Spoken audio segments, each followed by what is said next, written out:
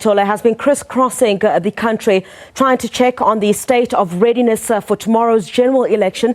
And I think a lot of concerns have been raised about some of the areas that have been considered as hotspots in KwaZulu-Natal, as well as the Northwest. You'd recall that the National Police Commissioner had also visited Vuwani, which in the previous election as well, the local government elections, was also a hotspot. The Northwest he also been to. We understand tonight that he's also going to be in Witbank, so he'll be crisscrossing the country trying to ensure that many of the areas where there would be possibilities of violence that might take place ahead of tomorrow's election, all of that will be sorted out. And according to police at this stage, police have been deployed to many of those areas that have been considered as hotspots, of course, KwaZulu-Natal and Northwest as well. Let's join now the National Police Commissioner Khehla Sitole. He joins us on the line from Witbank. A very good evening to you, General. Thanks for your time. I understand that you've already arrived in Witbank this evening, but of course, on the eve of the elections, can you assure South Africans that the polls will go ahead without incident? Yes, thank you very much, and good evening.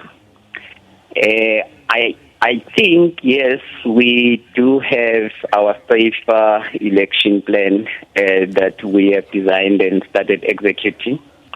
And in terms of that particular plan, we've deployed a total contingency of 51,000 members to protect the voting stations. Over and above the 51,000 members, we have also further deployed another 30,000 for interventions to complement the 30,000, that is the 5,000. General, of course there are areas of concern. I just spoke to a colleague of mine a few moments ago who was in Viljoenskroon, where there's unrest there that led to the torching of some of the facilities that were meant to be used in tomorrow's big day vote. Has there been enough police deployed to these particular areas? I know you've spoken widespread about how many police are deployed, but there are areas now that seem to be problematic for the Independent Electoral Commission and yourselves. Okay, let me start by saying, yes, the different polling stations, they are not of the same category of risk. We've got the medium and the high risk. And the deployments, if there's any challenges between ourselves and IEC, we've got good cooperation, we've got good understanding, and we also have got an integrated approach.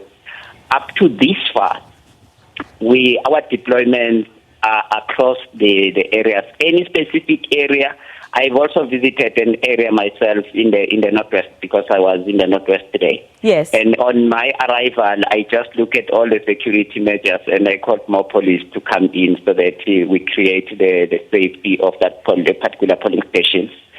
So at the present moment, we do not experience that is serious problems with the safety or the deployment across. All senior officers have been deployed to look after this in case there's any. Yes. Yes.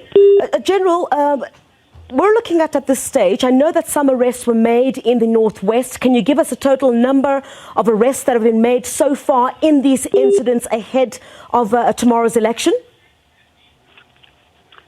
Just repeat that. We know that you'd visited several areas around the country. I know in the Northwest some arrests have already been made pertaining to some of the unrest that we have seen. Are you able to give us a total figure of how many people have been arrested now in terms of the incidents that we've seen?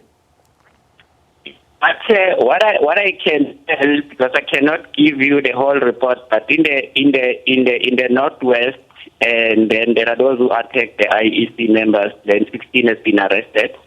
And then in Limpopo, there's also been an incident where 2 arrests has been effected. That is already.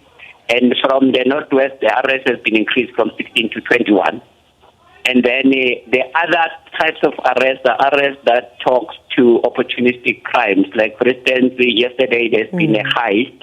And this heist was there to exploit the period of the elections, and 4 people have been arrested there with the whole heist was foiled down, and then with money recovered. So other form of arrest, just incidents, but up to this far, these are the main incidents where we've effected the arrest.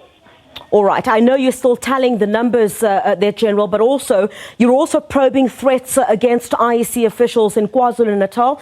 Talk us through what exactly happened there, and are there concerns from the police at this stage that in some of those areas where those threats have been made, perhaps the IEC might not be able to do its job tomorrow? No, up to this far, all efforts and all measures have been put in place for the IEC to be functional tomorrow. Remember, we also have a contingency plan that has been put in place, especially mainly KZN and as well as the Northwest, but in all 9 provinces. And we also have trained these members in the IEC to assist and support them in case there's a problem. But also the defense has got a contingency of such people trained.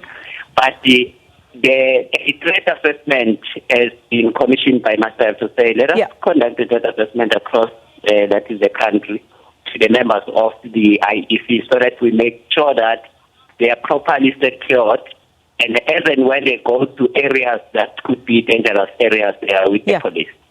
All right. Thank you very much for your time this evening. I know you're quite busy.